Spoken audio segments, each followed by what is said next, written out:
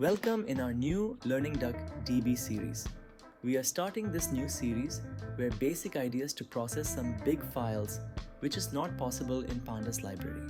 So actually DuckDB is basically somehow better than Pandas, and people are using DuckDB library to leave those problems behind, which actually occurs in Pandas. So Pandas 1.x and 2.x both library version are having the similar kind of problem which is somehow not occurring in DuckDB. So we need to see how we work with a library which can avoid those memory errors. Long story short, we are starting this series where we will start from very basic examples and then we will move towards where we need to process GBs of data. Let's say 40 or 50 plus GB of data. Let's start our video. In first video, we will set up our environment where we need to install Jupyter Notebook. We are using MacBook, so we will be installing Jupyter Notebook on the top of MacBook in a new virtual environment, and we will install DuckDB library into it. Let's open the terminal. As you can see, the terminal is open, and we are creating a new folder. We are using mkdir command to create a folder. You can create your folder as per your choice. You can also give the name as per your choice. I am taking with Git. The folder is created. Now let's create a virtual environment named mynv using the command. Virtual environment name you can choose as per your choice.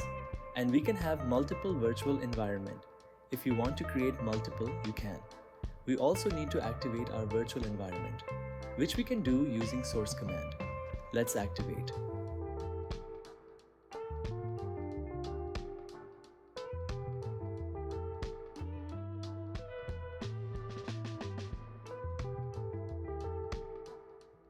Now, the virtual environment is activated, and we can install Jupyter by using this command.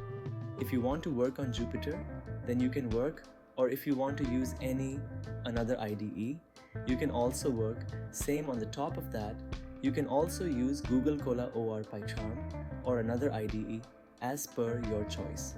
We are taking only Jupyter as per our choice. Let's open the Jupyter Notebook.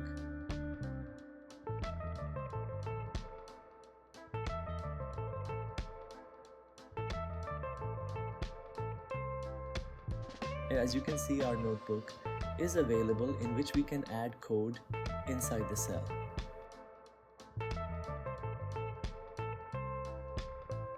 Let's go in the first cell. You can see we need to install DuckDB inside this virtual environment. If you want, then you can use terminal to install Polar or another library. We are using Jupyter Notebook, so directly from the Jupyter Notebook, you can install any of the library like we are using. Install DuckDB command to install DuckDB.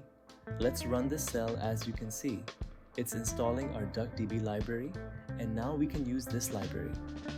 Let's import DuckDB. That's all we have in this video. I hope you have learned something new today. Let's see you in the next video.